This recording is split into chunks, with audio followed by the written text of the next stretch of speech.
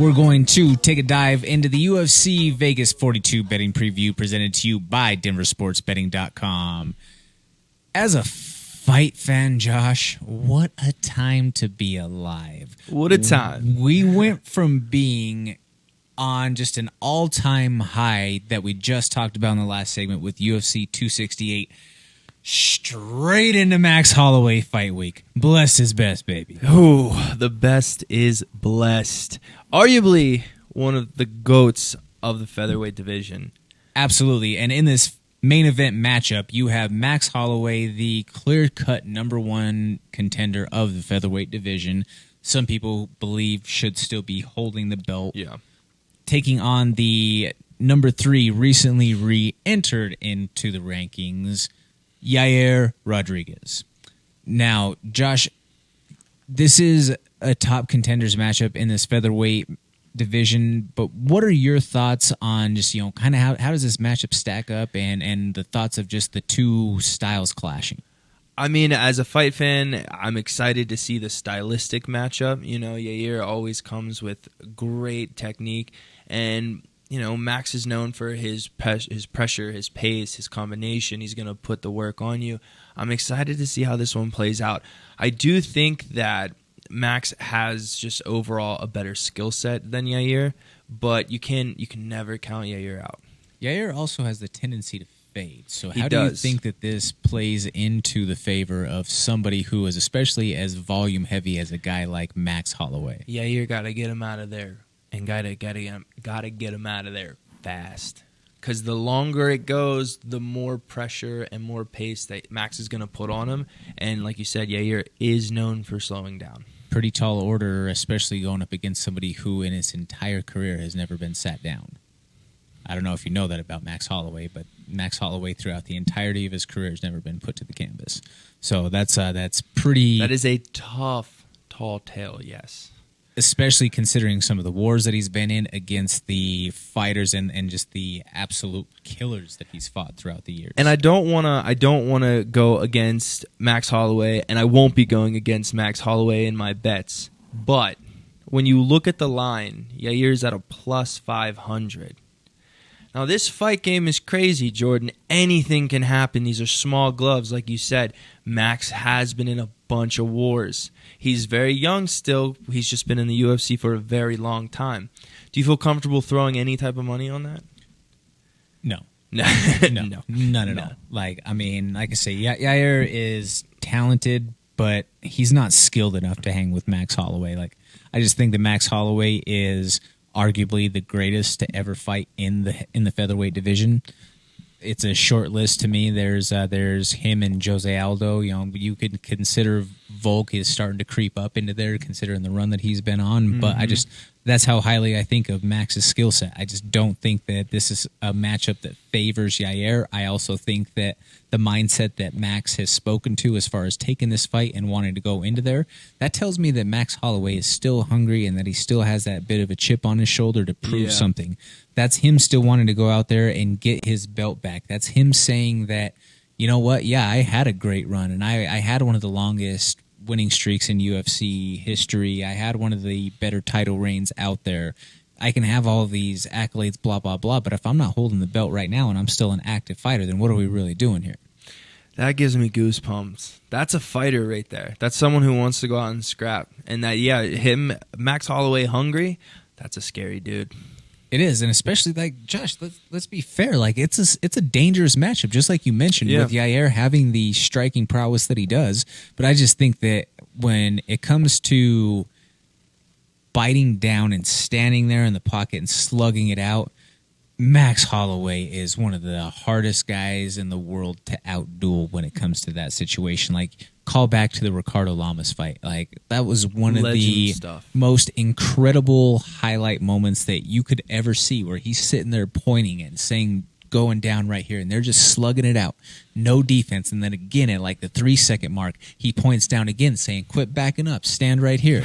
And they keep throwing again. Like, that was one of just the most fan-friendly things that you could see. Like, if you're a fan of just the gladiator warrior spirit spectacle of it, like, what a guy to want to watch, especially if we take a call back to earlier this year at Max's last performance, arguably one of the greatest single outings that anybody has ever put forth in the octagon in that performance against Calvin Kattar. Yeah, man, he looked untouchable in that fight. Just phenomenal. I would argue a little bit about the best boxer in the UFC, but he's up there. He's up there. He's up there. Yeah, I mean, I don't know if he's the best, but he's definitely up there. And then in the process, the fact that he said that and slipped the punch while and came back looking, with a combo, not looking as well. That's just against so Calvin cool. Kattar too. And Calvin, we're not talking chopped liver here. We're not talking some good. bum. That was a really good dude. And like that's just, if you weren't a fan when he pointed down, if you weren't a fan at that Calvin Kattar fight, then I think you're just not a fan of fighting, because that guy embodies the Hawaiian fighting spirit. Like, it's just someone you want to watch. Yeah, absolutely. So that being said, I'm going to go out on a very thin branch here and say that you're going with Max Holloway. I am going with Max Holloway in about all of my parlays, but I will put some tiny bit of money on Calvin Kattar just because, like, a plus 500. I'm sorry. We were talking about Calvin. Yair. Just because that's just this game, it's small gloves. And we were talking about it today at the gym. Like, you know that every weight class wears the same size gloves, right, from the smallest to the biggest. So these guys are just wearing tiny gloves. This game, anything can happen. 100%. Now, moving along to the co-main event, we have the King of Kenosha. We have Big Ben Rothwell taking on Marcos Rogerio de Lima. This is a heavyweight fight. This is one that I feel like can go one of a couple of ways. Josh, what are your thoughts? I think Ben Rothwell goes out there and just knocks his block off. You think so? I think so, yeah. Now, one thing that I think will be a factor that may play into this matchup is the speed difference. I definitely think that Ben has gotten considerably slower through the years, but Ben Rothwell, for what it's worth, he's legacy MMA. Mm-hmm. Like that man dates all the way back to like Miletich fight systems, forever and ever. And he's fought the who's who. Yeah, he's been here for a minute. One thing that we also know about Ben Rothwell is Ben Rothwell can take a whooping and keep on moving forward. I said he'll wear on you. He's a big mountain man, just a tough SOB, and he'll just keep coming forward. So, do you have any particular lean? Do you think that it's going to be a first round? You think it's going to be an early finish? I don't think it'll be an early finish, because I think that Lima will definitely have an advantage in the first round. Definitely towards the end of the first round. I want to say later in the second round, possibly a third round finish. Probably not a clean knockout, but maybe like he'll catch him TKO maybe second round. And to be fair, he's no slouch on the ground either. He's not a slouch on the ground. No. That man will tie some submissions up. So I on that front, I like Big Ben Rothwell too. I just think that experience is going to come into factor in that co-main event matchup. Now is going to be the time where Josh and I take a look at a fight or a fighter that happens to catch our eye, and maybe some additional props or lines out there that might be worth keeping your eye on. So for me, I want to put the spotlight on a welterweight matchup between a couple of guys who have been burning up the scene essentially ever since they arrived. And that is Miguel Carmel Thunder Baeza and Chaos Williams. Yes, when I saw that was your feature fight, I was super pumped because, dude, obviously a big fan of Chaos Williams. But the past couple fights that I've watched Carmel Thunder fight, dude's a stud. Dude is completely just really good at fighting. Very, very good. And the real moment where I thought that he was a very talented fighter, Josh, but the moment that really kind of sold me on him, or really kind of showed me that, hey, this kid's got some sauce, he's the real deal, was that Matt Brown fight. Yes. Because almost nobody does that to Matt Brown. No one does that to Matt Brown. Are you crazy? And he did that to Matt Brown. That's wild. I mean, yeah, you can probably say like Matt Brown in his older stage, like whatever, but still, bro, that's the immortal. That's the immortal. Huh? He was mortal for a little bit. Yeah, but yeah, he's been coming on strong, and like that's going to be a great fight.